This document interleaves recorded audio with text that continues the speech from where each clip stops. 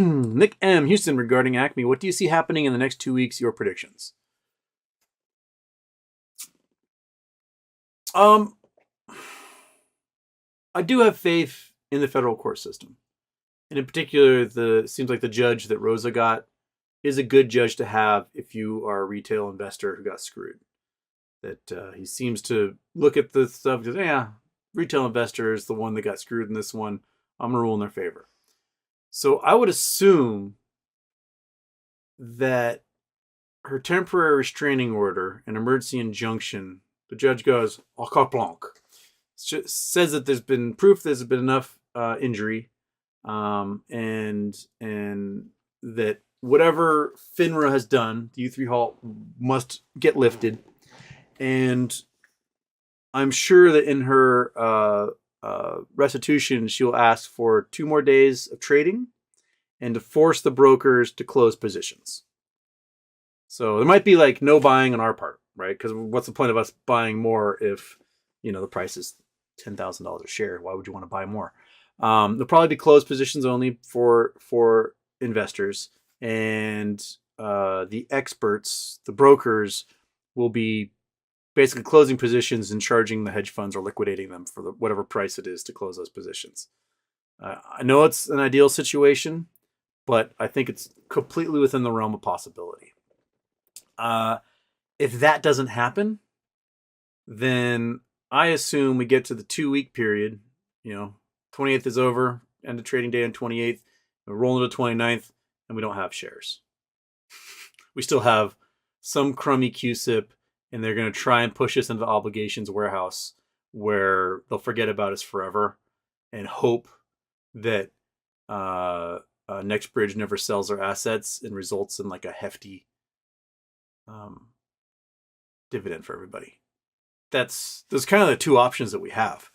But if it does get to the point where we don't have shares by 29th, then there's every reason to go back to that judge and say, hey, we were right. They lied. We all have counterfeit shares. We don't have the real deal. And none of us got the shit we were promised. There's our injury right there. We don't have the thing we paid for. And they lied and said we were going to get it. So the brokers are hoping that the hand of God comes down and touches all those counterfeit shares and turns them into the real thing somehow. And they're trying to buy as much time as they can to make way for the heavens to part and for this magical thunderbolt of godly fingers to manipulate everything for them and Deus Ex Machina style. And somehow everyone has NextBridge shares when they know for a fact there are none. They may try to somehow create some, but if you have a share with QSIP, you don't have the NextBridge. You got something else. And so those are the options for the next 3 weeks. Pretty much one of those 3. I'm leaning more towards the court gives Rosa what she's asking for. Because it seemed like they were kind of like winking and nodding about what she needed to do to really make an airtight case for them to rule on. And I think she got there. So, okay. All right.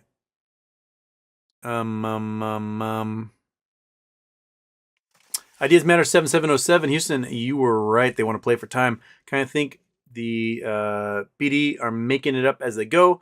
Do you think this opens organizations like FINRA open to lawsuits? Yes. Yes, it does. Because we don't know what would have happened in those last 2 days, right?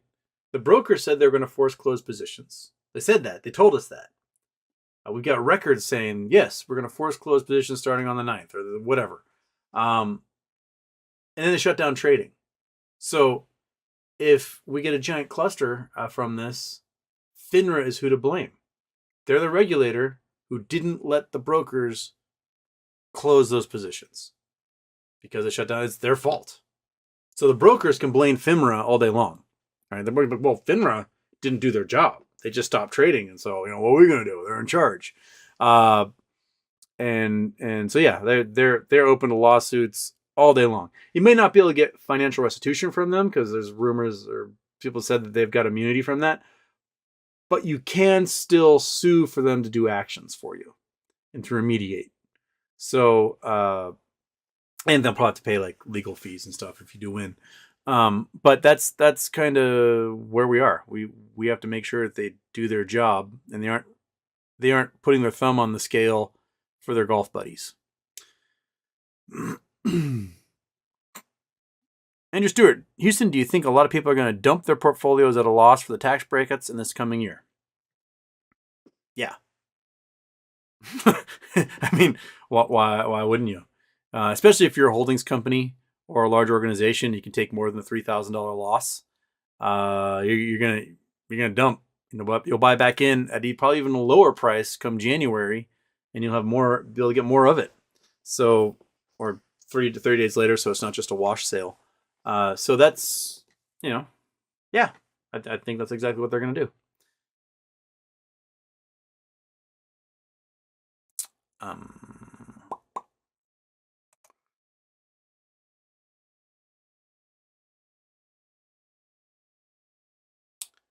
Okay, Jiminius Houston. If Acme went away for NextBridge, and there were counterfeit shares or lended shares that never closed, are the borrowers still paying daily fees on them? I would assume so. I'm very surprised that lenders didn't go, yeah, give my shares back, blink. Because it stands now, the lenders don't have anything. They don't have anything. They don't have the. I dropped a little doohickey. Where'd you go? Sorry, I have a little gizmo that I'm always playing with, and I just totally lost it. Good job, Houston. Good job. Well, oh, there it is. I gotta fidget with things, so I fidget with this little rolled up Velcro thing all the time. It's like my little fidget thing. So I'm really surprised the lenders didn't recall their shares. I mean, from the sound of it, no one except the retail investors knew what was going on. So, you got Vanguard has like 16 million shares of Acme, right? And I'm sure because they're an index fund, they just buy everything. They've got 10,000 stocks in their index.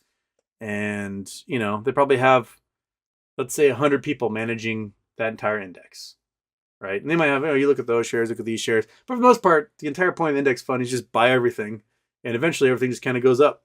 And so as long as you've got a piece of it all, you're fine. So there's probably no specific person in charge of Acme at the index fund who was like, oh, hey, look at this S1 that's affecting this one little stock in our giant, multi-trillion-dollar portfolio. Maybe we should do a share recall. They probably like just a stack of paper on a desk somewhere, and no one's even gotten to it yet. And they may even know about it now. So like they didn't know they should go, oh, I should recall these 16 million shares. Otherwise, I'm not going to get all the stuff that I'm supposed to get. So yeah, they're probably still paying fees on it. It's probably automated with some computer somewhere, and they're paying their fees for having borrowed Vanguard 16 million shares or whatever. So yeah, but if you sold naked, you aren't paying anything because who'd you borrow from? No one. You just sold something that didn't exist. And then the broker, in a panic, had to like take shares from one of their own customers and use it to close the sale. So they created a synthetic counterfeit inside of their own brokerage to do that. And, then all gets bundled up into swaps and moved around, and life continues on.